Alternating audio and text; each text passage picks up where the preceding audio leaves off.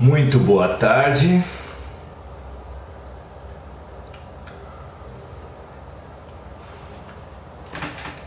Boa tarde a todos, amigos e amigas do Oração Ação, uma fraternidade, um grupo de estudo, um grupo de trabalho, porque não é apenas para orar que a gente se encontra, é também para nos propor a ação.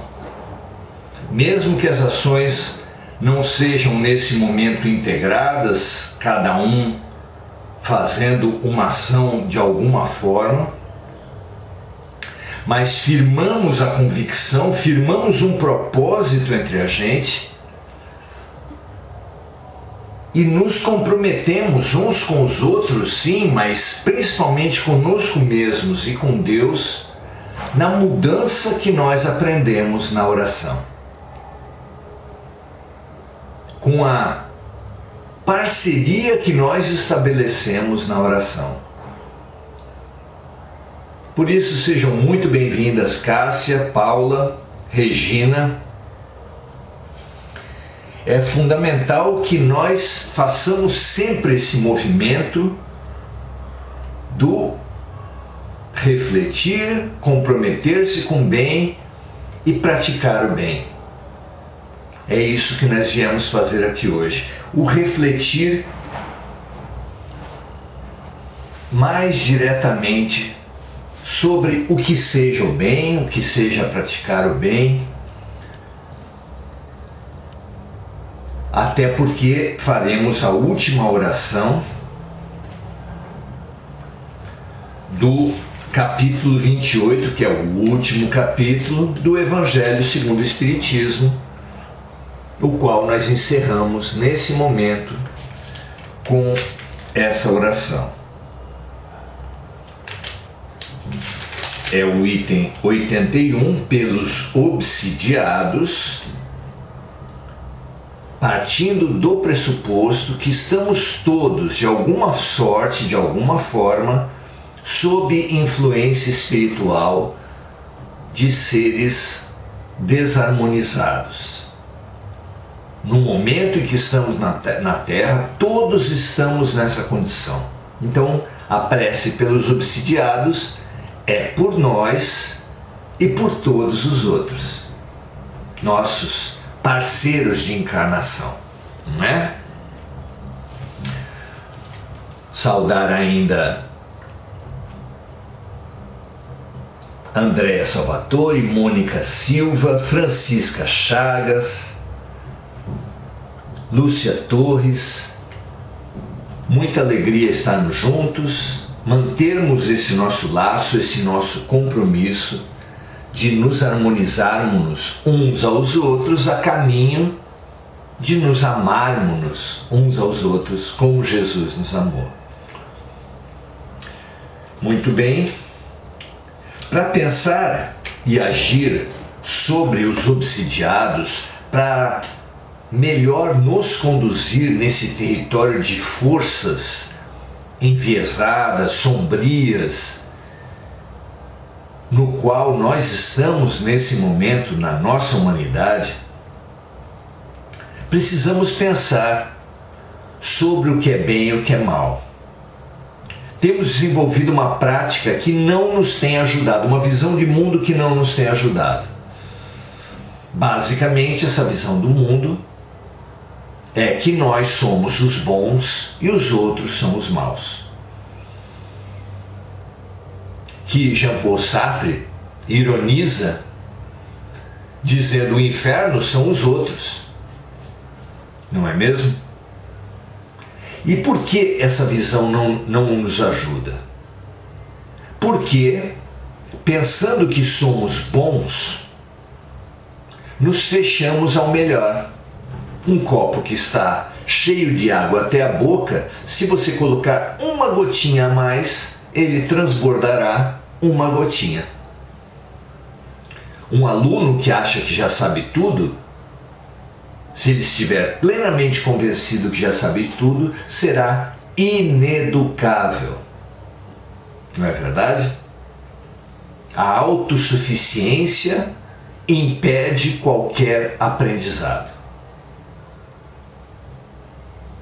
Então, esse acharmos-nos o bem, dessa postura maniqueísta, branco e preto, luz e sombra, onde nós somos o branco, nós somos a luz, nós somos o bem, e os outros, consequentemente, são as sombras, o mal, não nos tem ajudado, primeiro, por nos impermeabilizar ao aprendizado, e segundo, ao achar que os outros são o mal, por nos colocar numa cruzada, numa guerra permanente de acusação, de crítica, de apontar o dedo, de julgamento permanente com os outros. Claro que isso não nos tem feito bem, claro que isso nunca nos fará bem.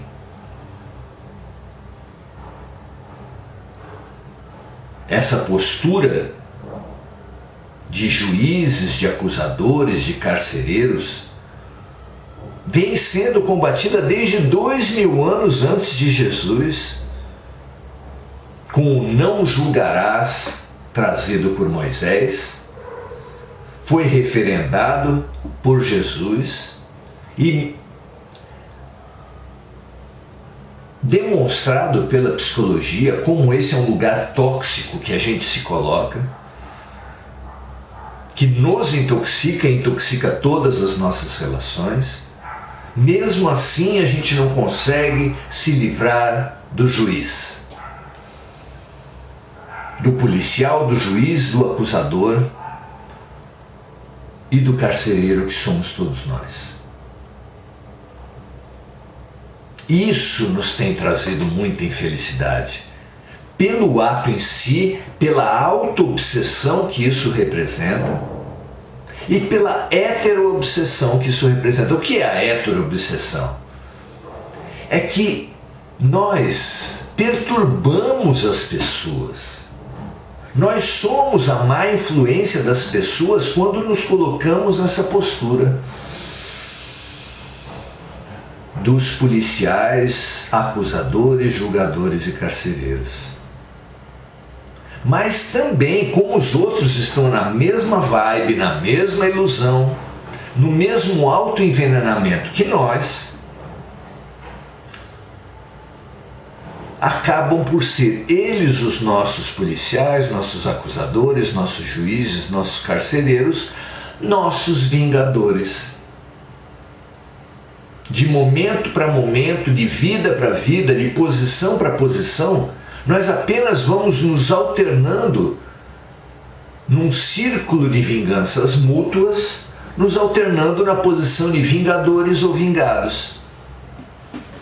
De forma que o seu obsessor de hoje foi quase que certamente o perseguido de outras vidas, o prejudicado de outras vidas por você mesmo. E o pior, como está longe dele e de você alcançarem o perdão, o arrependimento, a compreensão, a reconciliação, sabe ao que tanto você quanto ele estão se destinando para o futuro? Mais círculo de vinganças mútuas, mais obsessões mútuas, mais auto e hétero aprisionamentos. Não é uma tragédia? Por isso nós precisamos quebrar com essa cultura da obsessão que nós temos até agora. Não é verdade que os outros são demônios. Nem é verdade que nós somos as vítimas. Precisamos entender isso. E que, consequentemente, a ação de harmonização das nossas vidas não se define pela expulsão dos demônios, mas pela transformação de nós mesmos, inclusive em estímulo à transformação dos outros. E para essa transformação nós vamos oferecer alguns pensamentos sobre a mais sobre a nossa ilusão. como Sanzio explicou no livro Ação e Reação para André Luiz, todos somos praticantes do bem. Se você pergunta para qualquer pessoa, ela dirá que ela só quer o bem. No fundo, todos só querem o bem. O problema é o nosso entendimento sobre o que seja o bem. Duas ilusões corrompem essa possibilidade de nós sermos da luz, do bem, como nós pensamos ser. A primeira é que nós achamos possível ser bem, nós buscamos, nós corremos atrás de um bem que só é bem para agora e que a médio prazo, nem a longo prazo, logo ali adiante, já vai nos fazer mal. Essa é a base do consumismo, essa é a base da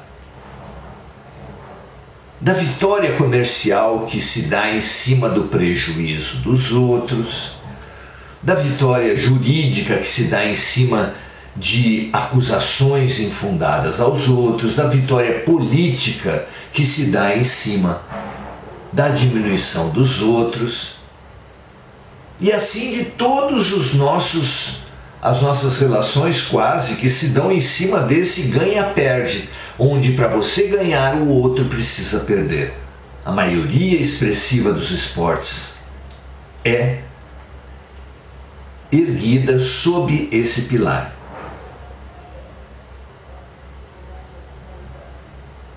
Então, esse pensamento de que é possível fazer um bem agora, de que seria um bem isso que nós perseguimos agora, mesmo que logo ali adiante já se apresente como um mal, abreviando nossas vidas, como por exemplo na situação das drogas, tirando a nossa tranquilidade, como no caso do endividamento pelo consumismo, pelo mimo que nós damos aos nossos filhos e às nossas relações, nossos cônjuges, sem perceber que logo ali adiante esse mimo já estragará as pessoas, a nós mesmos e as relações. Esse bem que logo ali adiante se mostra um mal não pode ser bem como nós supomos. E isso precisa ser percebido por nós, para muito além dessa percepção que nós temos para os outros. O quanto, em que medida nós não buscamos esse bem? É a primeira ilusão. A segunda, algo parecida com essa, é que algo que é bem para a gente, mas que é mal para os outros, seja bem, de verdade. Como podemos continuar buscando esse bem para a gente que faz mal para os outros? São duas faces de um mesmo paradigma. Nesse que só pensa no imediatismo e não pensa logo adiante, é a base, por exemplo, da maneira como nós lidamos com a natureza, porque para extrair o máximo de dinheiro, o máximo de vantagem agora, nós nos prejudicamos no nosso futuro, ainda nessa vida e muito mais ainda quando retornarmos à Terra e herdarmos a montanha de plástico, a montanha de desertificação das florestas, a montanha de poluição dos mares e assim por diante. O bem para nós que resulta em mal para os outros, para quem algo consegue alcançar da posição da vida eterna, sabe que mesmo quando matamos, mesmo quando eliminamos os outros, apenas estamos ganhando um inimigo invisível. Que vantagem é essa? Não é verdade? Nenhuma. Ao invés do ganha-perde, que no fundo nem para nós mesmos é verdadeira vitória, precisamos buscar um ganha-ganha voltado ao bem. Porque é claro que tem parcerias onde todos ganham, ligadas à corrupção na política, ao crime, ao tráfico de drogas, ao mal, à fofoca. Mas esse ganha-ganha num território, esse jogo do ganha-ganha num território do bem, da consciência limpa, da construção da fraternidade, da compaixão, do amor, pensando sempre na integralidade das pessoas, dos interesses, das necessidades, na profundidade do bem e na integralidade das pessoas. Isso não é nada fácil, nós sabemos disso. Claro, estamos no mesmo barco e caímos da mesma forma que todos. Mas repensar isso é fundamental, porque na medida em que nós percebermos que esse bem exclusivo, desse bem excludente, desse bem que é apenas o bem para nós, esse bem que nós praticamos nas nossas orações, pedindo para os nossos sobrinhos, para os nossos netos, para os nossos filhos passarem no Enem, num concurso público, em detrimento dos outros, no momento em que continuarmos praticando isso, alimentaremos essa ilusão de que nós somos do bem, mas esse é o mal. O bem que para ser bem para nós gera o mal para os outros é o mal. E nós, pensando fazer o bem apenas para os nossos, estamos promovendo a desarmonia, a competição, a guerra, o ódio, a inimizade, não é? Urgente repensar isso. O inferno não são os outros, os obsessores não são os outros, somos auto-obcecados e inter-obcecados uns para os outros. Só uma profunda reprogramação mental, no ganha-ganha, consciente, no ganha-ganha em parceria com o Deus em nós, que é a nossa consciência, vai quebrar esse mal em nós.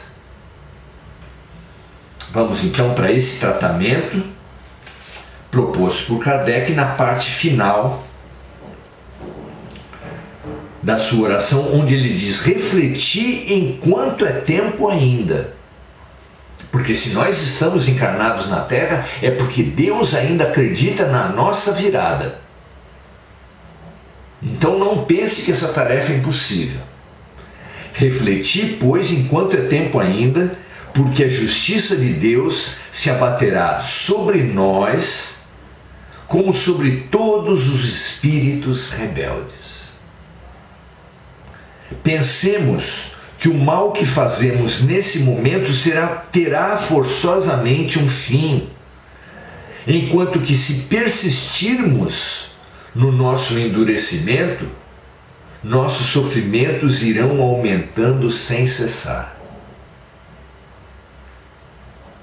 Enquanto estamos na Terra, agora mesmo, não achamos estúpido sacrificar um grande bem por uma pequena satisfação de um momento? Não é estúpido que as pessoas se acabem na bebida, nas drogas, gastem todo o salário no início do mês, se endividando com superficialidades, com compras desnecessárias? Não é uma tragédia que isso aconteça com tanta gente? criem mal seus filhos, de maneira que eles vão sofrer mais no futuro, porque a criança mimada só sofre porque vai ser um colega chato, um amigo chato, um esposo, uma esposa muito difíceis de conviver, não é? Ocorre o mesmo agora que somos buscadores da luz. O que ganhamos com essa exclusividade, com esse bem exclusivo que na verdade é o mal? O triste prazer de atormentar alguém, de ter vitória sobre alguém?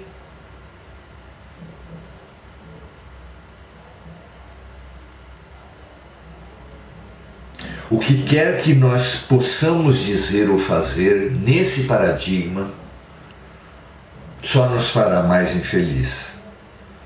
Ao lado disso, vejamos o que estamos perdendo. Olhemos para os bons espíritos, para aqueles que praticaram o ganha-ganha, para aqueles que se sacrificaram até o seu bem em nome de um bem geral. Vejamos se a sua sorte não é preferível à nossa. Eles já passaram de ano, digamos assim, enquanto nós estamos na turma de recuperação. O amor de Jesus foi um auto-sacrifício. O amor das mães é um auto-sacrifício. Aprendamos a sacrificar o bem imediato pelo bem maior a nós mesmos no futuro e o bem exclusivo para nós pelo bem geral da família, do trabalho, dos colegas, da terra. Não é assim? Da humanidade.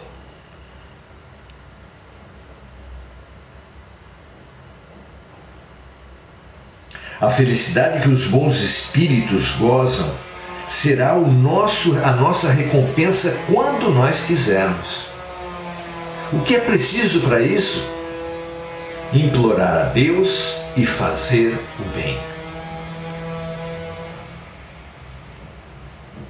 Orar, implorar a Deus e agir, praticar o bem. Oração, ação.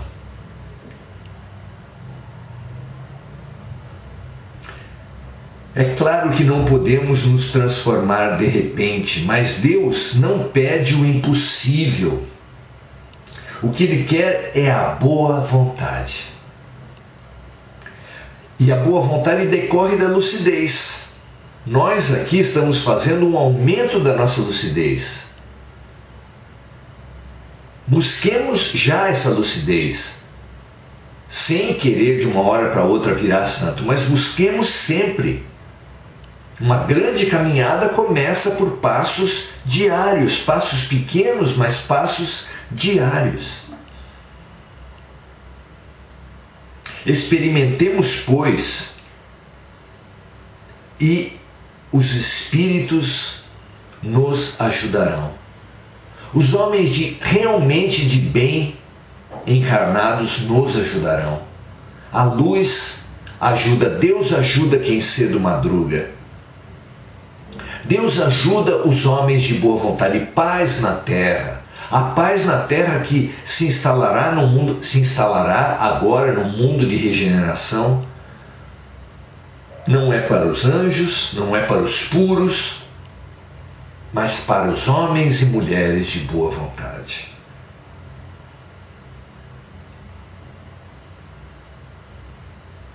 Fazei com que logo possamos dizer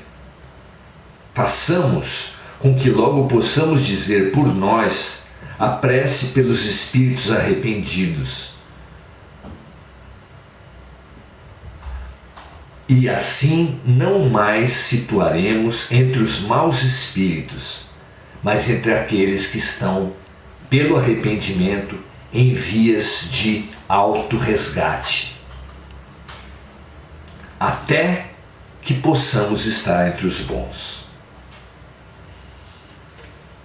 Que assim seja. Muito grato Allan Kardec, muito grato Espírito da Verdade que esteve com ele nos trazendo tanta luz. Nós queremos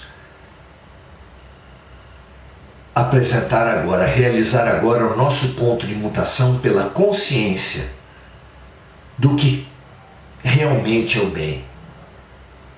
Que o bem só é realmente bem quando no longo prazo. Que o bem só é realmente bem quando é bem para todos. E comprometamos-nos a partir de agora a buscar esse bem maior, que é o único bem que transformará as nossas vidas. Graças a Deus, muito obrigado por essa caminhada até aqui. A partir do próximo encontro, a partir de amanhã, buscaremos fazer reflexões junto com Leon Denis, num capítulo do livro Após a Morte, em que ele fala muito